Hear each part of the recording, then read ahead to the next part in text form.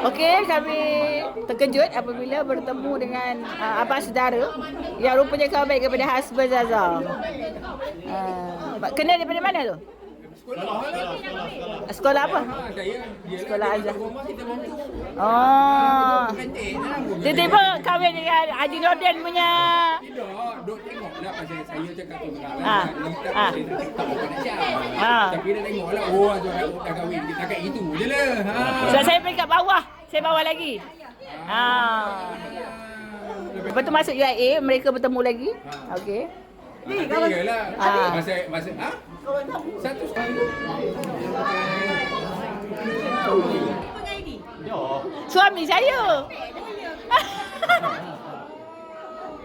Itu cakap, kenal tak kat Wahida. Lepas tu dia kata, Wahida mana dia tak perasan dekat Brini dia kenal dia kata.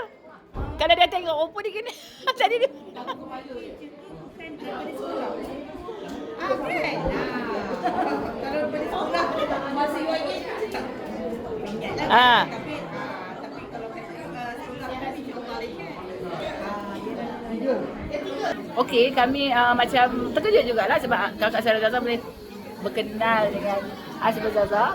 Jadi mak dia daripada dulu memang biasa dengan mak lah sebab mak jaga adik dia.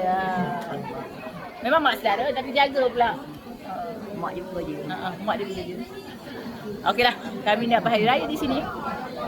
Hari raya ni kadang-kadang memberi perjumpaan. Hari raya ni kadang-kadang menyebabkan kita akan berkenalan dengan orang tu dan kita tahu ada kaitan antara kita. Okeylah.